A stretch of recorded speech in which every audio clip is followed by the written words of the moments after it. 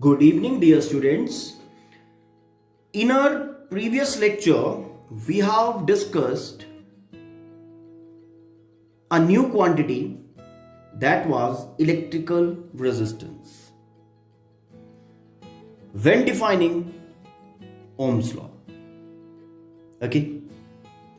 Now, in today's lecture, we will be concentrating specifically in electrical resistance, and we'll be discussing all those factors on which this particular physical quantity depends. Okay. Now, the basic definition I gave you in previous lecture. From Ohm's law, resistance R can be written as V by I. Okay, and from this particular thing, we can define the unit of resistance. क्या होता है unit of resistance? That is ohm. क्या है? Ohm.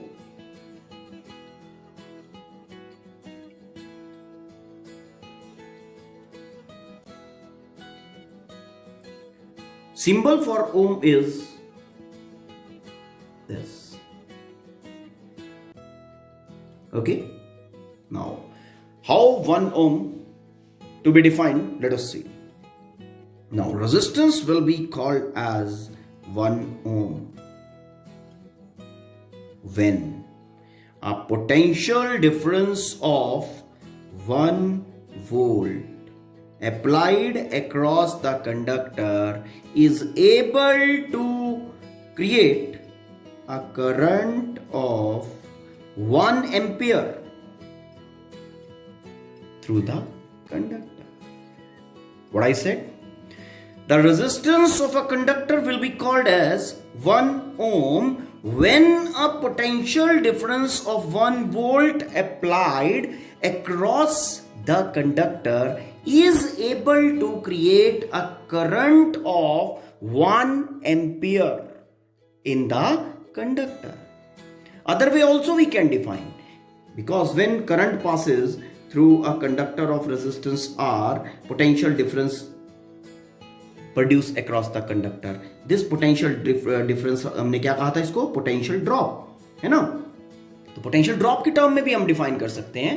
Okay, the resistance of a conductor will be called as 1 ohm when a 1 ampere current passing through the conductor is able to produce a potential difference of 1 volt across the conductor. Okay. How basically a resistance is represented or is plotted in an electrical circuit. You are well aware of that particular thing क्योंकि आप लोगों ने 10th class में ये अच्छे से पढ़ा हुआ है बेटा. This is nothing new. I am telling you. This is a symbol of a resistance R. This is a fixed resistance.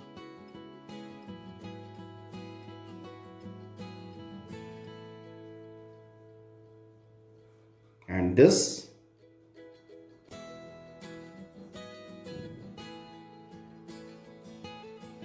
this represent a variable resistance.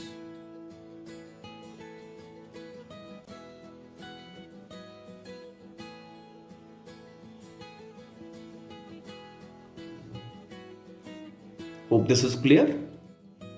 Now, basically, why a conductor have resistance? What's the reason behind? What's the origin of resistance in a conductor? Okay, to understand that particular thing, we need to see into the structure of a conductor. एक conductor जब उसमें हम loosely bond electrons की बात करते हैं तो उसका बेसिक स्ट्रक्चर कैसा होता है? ओके, पहले उसको समझना पड़ेगा. ओके, और बड़े आराम से हम रेजिस्टेंस को समझ लेंगे. बेसिकली एक कंडक्टर के अंदर कुछ इस तरह से होता है. ये जो पॉजिटिव पार्ट है इसको मैं पॉजिटिव आयन कह रहा हूं. ओके, जब से मैंने ये चैप्टर स्टार्ट किया. और ये जो रेड वाला पोर्शन, रेड डॉट्स नजर आ रहे हैं, ये रिप्रेजेंट कर रहे हैं इलेक्ट्रॉन. ओके, इलेक्ट्रॉन रेड वाला पोर्शन दिखा रहा है लूजली बॉन्ड इलेक्ट्रॉन्स, जो कैरियर, करंट कैरियर हैं बेसिकली, सारे इलेक्ट्रॉन्स नहीं. उसके बाद जो ये पॉजिटिव आयन वाला पार्ट है, पॉजिटिव आयन वाला part is made of nucleus और nucleus and fully filled orbitals. Okay, जिसमें फर्दर इलेक्ट्रॉन्स एकोमोडेट नहीं हो सकते. ठीक है ना. और ये जो इलेक्ट्रॉन, ये रेड वाला पोर्शन है, ये लूजली बॉन्ड इलेक्ट्रॉन्स हैं, जो वैलेंस इलेक्ट्रॉन्स होते हैं, which contribute to carriers, current carriers. Okay, ये जो पॉजिटिव आयन है बेसिकली, ये shape and size of the conductor बनाता है. इधर this one make shape and size of conductor.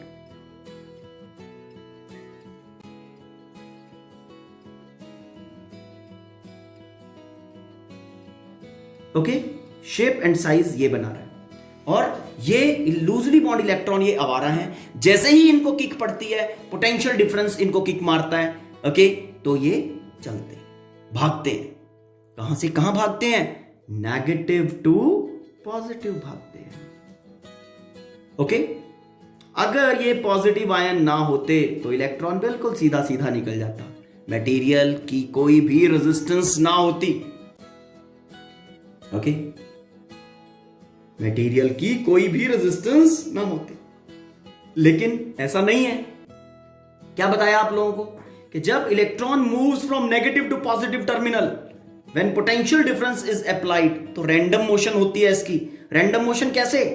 यहां से ओके, नेगेटिव से एक्सेलरेट हुआ, जाके इसको स्ट्राइक मारा, पहला कोलिजन. अब उसके बाद यहां सब कुछ भूल जाएगा, फिर रैंडमली ये इधर को चल दिया, यहां पे कोलिजन हुआ. ठीक, यहां से यहां तक जो टाइम लगेगा वो relaxation time, time between two successive collisions, already discussed. Now फिर यहां से कोलिजन हुआ, यहां से कोलिजन करके ये इधर आ गया, यहां कोलिजन हुआ, कोलिजन करके इधर. तो क्या बताया आप लोगों को? ओके, अपनी पोजीशन के अराउंड ही घूमता रहता है. ओके, और बहुत थोड़ा सा ड्रिफ्ट करता है when potential difference is applied. तो सीधा नहीं जा पा रहा है, it is unable to move straight. Okay, इसका इलेक्ट्रॉन का पाथ ब्लॉक कर रहा है. कौन?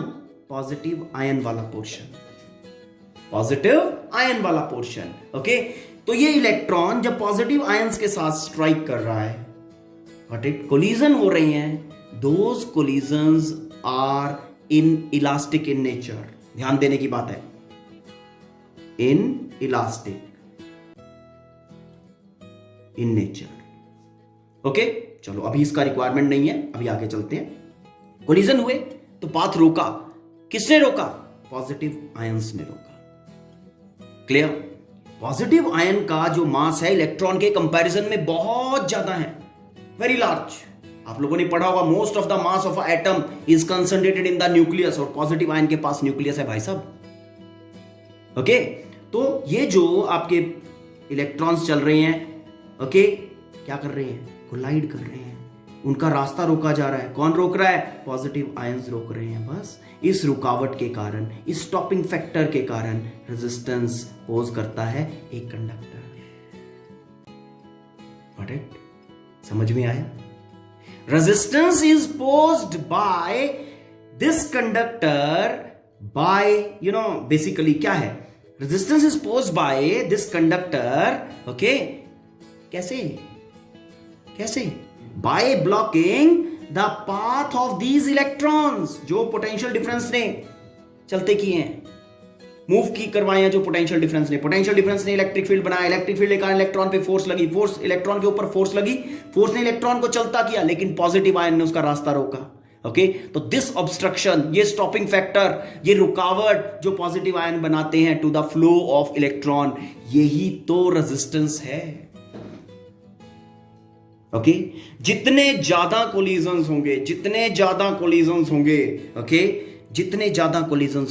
ओके, उतना ज्यादा मटेरियल रेजिस्टेंस पोज करेगा. जितने कम कोलिजन होंगे, उतना मटेरियल कम रेजिस्टेंस पोज करेगा.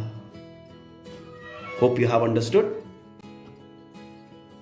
देखो, बेसिकली ये कोलिजन इन इलास्टिक होते हैं, ठीक इसीलिए हमें बैटरी को कंटिन्यूअस अप्लाई करके रखना पड़ता है सर्किट के अंदर, ठीक है ना। क्या है, अगर रेजिस्टेंस मटेरियल के पास ना होता, अगर वो सिचुएशन हो, करेक्ट, मैंने एक बार पोटेंशियल डिफरेंस लगाया, वो पोटेंशियल डिफरेंस इसके अंदर करंट बना देगा।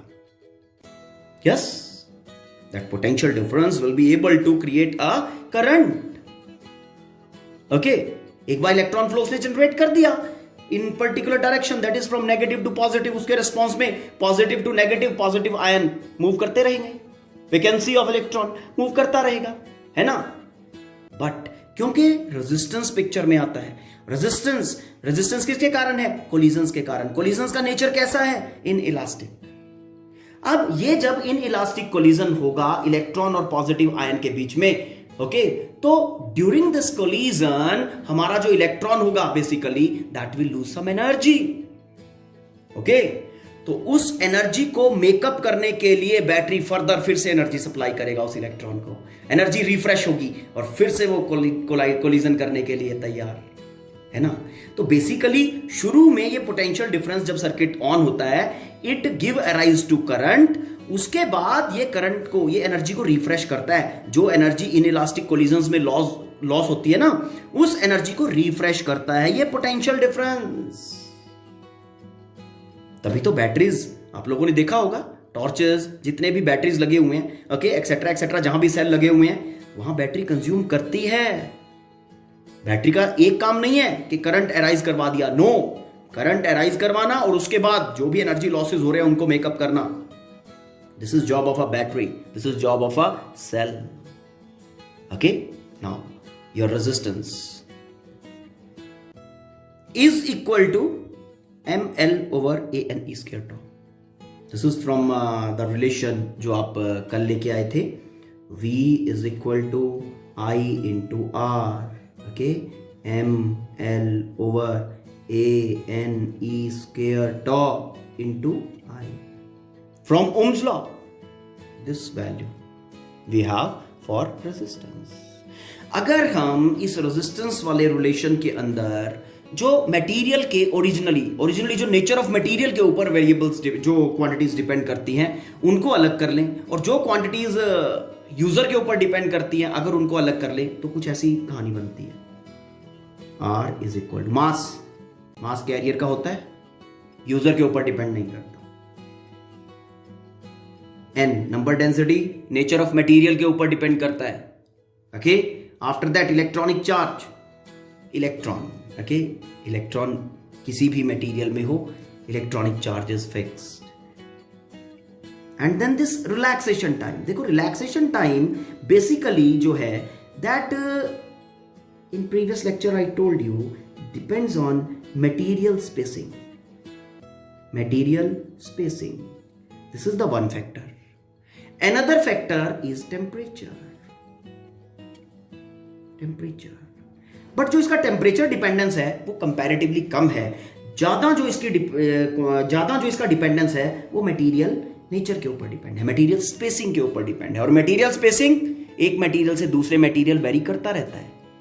Got it? तो इस कारण से हम इसको नेचर ऑफ मटेरियल के ऊपर डिपेंडिंग फैक्टर एज्यूम करते हैं। नाउ ये जितने भी फैक्टर्स हैं हमारे, ये नेचर ऑफ मटेरियल के ऊपर डिपेंड करते हैं। And other than this is L by A. Okay? Now, this quantity जो ब्रैकेट में बना, this is a quantity related to resistance. Okay? Mostly depends on the nature of material. Okay? Resistance related quantity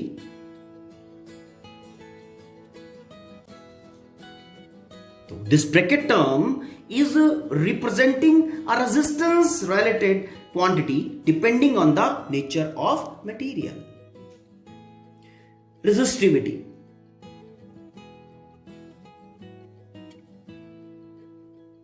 Okay. This bracket part is, resistance related quantity it is defining. Fine. And that quantity depends mostly on nature of material. तो resistance का ही part है। Resistance के साथ ही हमने एक नया quantity define कर दिया depending on nature of material, और उसको हमने कह दिया रेजिस्टिविटी। रेजिस्टिविटी को हम लिखते हैं रो से। ओके, रो से। This is your resistance.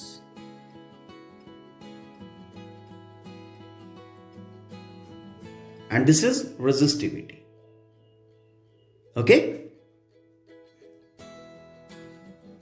Now the relation of resistance can be written like this, including resistivity.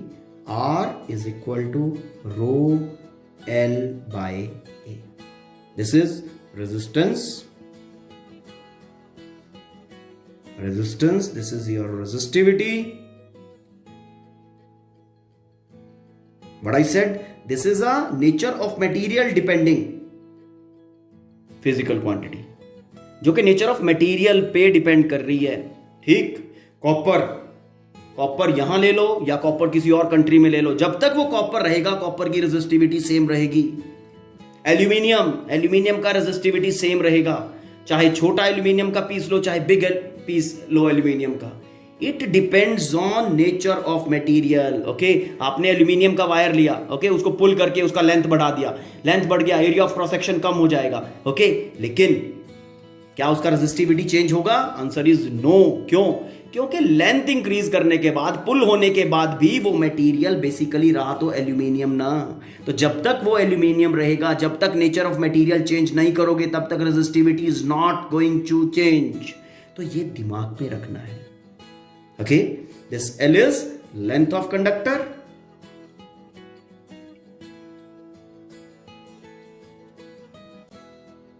A, area of cross section.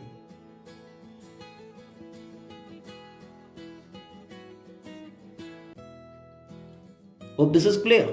Now, यहां से देखो अब क्या पता चल रहा है। R directly proportional to L. R directly proportional to L. क्या मतलब है इसका? A longer conductor have more resistance. ठीक, जितना ज्यादा लेंथ होगा रेजिस्टेंस ज्यादा होगा, अगर लेंथ कम होगा तो रेजिस्टेंस भी कम होगा। छोटा conductor resistance less, long length conductor resistance more. Resistance inversely proportional to area of cross section. Area of cross section mean a thicker conductor मतलब more area of cross section will have lesser value of resistance. Okay, ये देखो, suppose ये अपने पास एक thick conductor है बेटा, this one. Okay, और same length का एक थिन कंडक्टर है, ये देखो। किसका रेजिस्टेंस ज्यादा होगा? हाँ, किसका रेजिस्टेंस ज्यादा होगा? नाउ थिक कंडक्टर तो area of cross section more, तो आर लेस।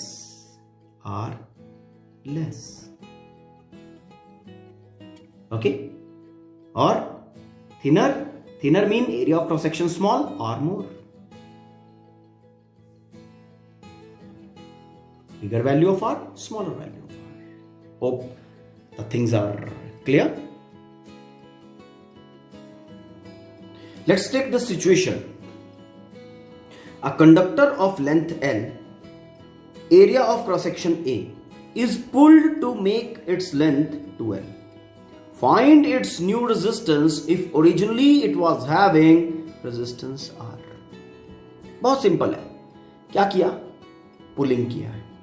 पुलिंग करके इनिशियली देखो, इनिशियली ये सिचुएशन था,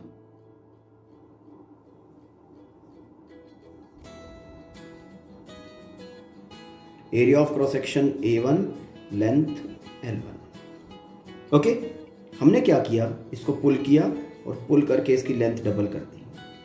जब इसका लेंथ डबल किया, ओके, तो इसका एरिया ऑफ क्रॉस सेक्शन कम हो जाएगा क्योंकि वॉल्यूम सेम है ना। तो एरिया ऑफ क्रॉस सेक्शन हो गया A2, length L2। What about resistivity? अगर ये कंडक्टर कॉपर का था, if this is made of copper, then stretch करने के बाद भी कॉपर ही है। स्ट्रेच करने के बाद अगर वो कॉपर ही है, मटेरियल इज सेम, तो resistivity should also be same. Mean यहां पे अगर रेजिस्टिविटी रो है तो यहां भी रेजिस्टिविटी रो ही होनी चाहिए। तो if this is the situation, okay, आप दोनों साइड का रेजिस्टेंस लिख लेते हैं। R1 is equal to rho L1 by A1। Okay, R2 rho L2 by A2। Now resistivity is resistivity, length is L, area is A initially, A1 is equal to A। तो what will be value of A2? Because the volume is constant, तो यहां पे हम equate कर लेते हैं volume को। L1 A1 cylinder ना, तो length into area of cross section L2 A2। तो A2 is equal to L1 A1 over L2। now L1 is L, area is A, and L2 is 2L। L and L gone, so A2 is equal to A by 2। Hope this is clear. Now placing the value of area of cross section here. Rho, length is 2L, area of cross section is A by 2। okay, so we are getting R2 as 4, 2 ये वाला ऊपर जाएगा, ये भी 4 times row L by A। Row L by A, this is your R1। it means R2 is equal to 4 times R1। okay, अब R1 कितना है?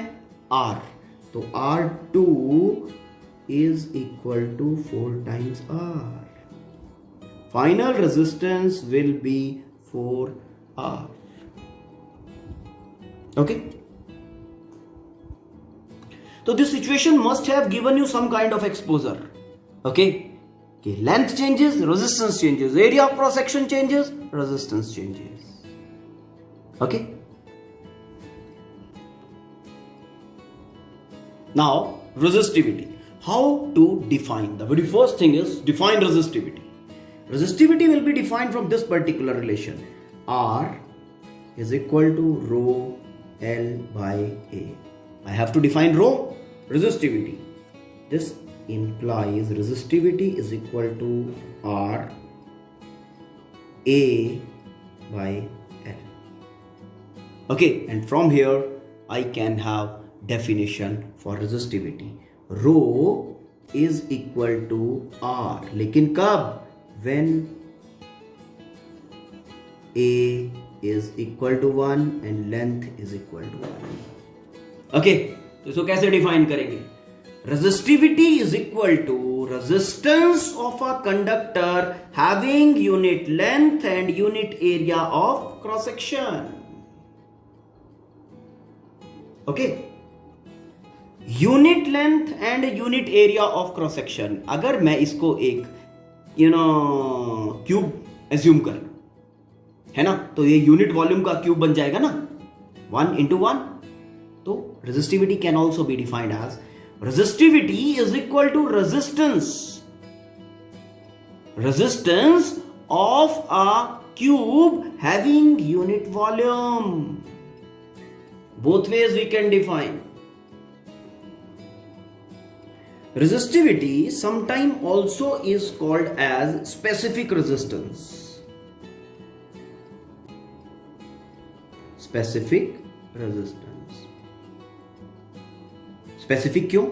Because हमने कहा ना resistivity is resistance of a conductor having unit volume and unit area of cross section।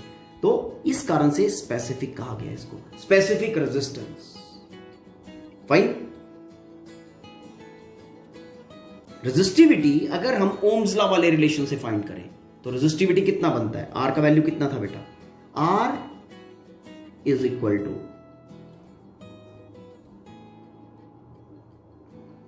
ठीक है, इसमें हमने वेरिएबल सेग्रीगेट किए थे। तो ये ब्रैकेट टर्म हमारी रेजिस्टिविटी डिफाइन कर रही थी। तो यहां से रेजिस्टिविटी हमें पता चल गया, resistivity is equal to m over n e square tau। Units of resistivity, units of resistivity के लिए again I will be taking that equation, rho is equal to r a by l। Okay, now resistivity का जो unit है is equal to, resistance is ohm, area of cross section is metre square over length is metre. तो this is resistivity, the unit of resistivity is ohm meter। okay, ohm meter इस तरह से लिख देते हैं। hope this is clear। one thing to concentrate here is resistivity is inversely proportional to number density of the material।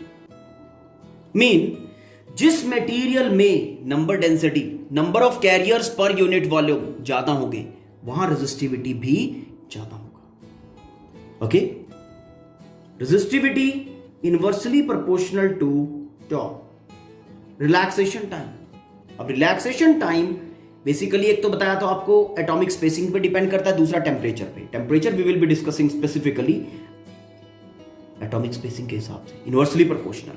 Relaxation time if is more, then resistivity will be lesser or vice versa। okay, hope this is clear। go through the content, try to analyze the things in a good way, okay, for the better understanding of these things। okay, now thank you, have a nice day।